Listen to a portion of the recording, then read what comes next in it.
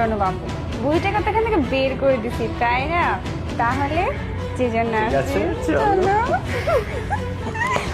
ওঠ বাচ্চা মারা বাচ্চা ওঠ বাড়িতে একটা ছেলেকে নিয়ে এসে বেডরুমে কি করতেছিস? আরে তুমি বেডরুমে কি করতেছিস তুই সেটা বল তুমি আমাকে। এখানে কি তুমি হ্যাঁ তুই বেডরুমে কি করতেছিস? কেটে কথা বল, কথা বলিস না কেন? এই ছেলেটাকে ও আমার একটা ফ্রেন্ড, ও আমার তোর ফ্রেন্ড বেডরুমে কি করে? আরে ও আসছে এখানে। ভাইয়া তুমি মিথ্যা কথা বলতেছো কেন? তুমি তো আমার গার্লফ্রেন্ড, তাই না? আমাকে বলতে হবে না, আমি তার সবটা জানি, সবটা দেখেছি।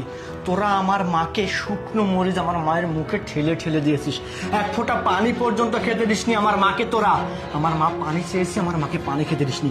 আমি ফোন দিয়েছি, তোরা আমার মায়ের গলার টিপে ধরে রাখছিস যেন আমার মা সত্যি কথাটা না বলে।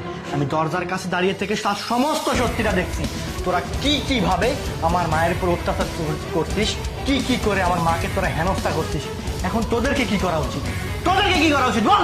শোনো তুমি, আমার ভুল হয়ে গেছে, আমাকে ক্ষমা করে দাও। এই বেয়াদব, ক্ষমা করে দেবো মানে? তুই কি শিশু বাচ্চা? তুই কি ছোট মানুষ যে তুই ভুল করবি আর তোকে আমি ক্ষমা করে দেবো? অসভ্য মেয়ে কোথাকার, নিজের লজ্জা করলো না? নিজের স্বামী থাকা অবস্থায় অন্য একটা পরপুরুষকে বাসায় নিয়ে এসে তার সাথে বেডরুমে আর এদিকে আমার মায়ের প্রতি এইভাবে অত্যাচার করতেছিস। কি করা উচিত তোদেরকে? বল বল, তোদেরকে কি করা উচিত? শোনো, আমি তো বলতেছি। ক্ষমা, যা ক্ষমা করে দিলাম, যা বেরিয়ে যা এখান থেকে, ক্ষমাই করে দিচ্ছি, যা যাবে না।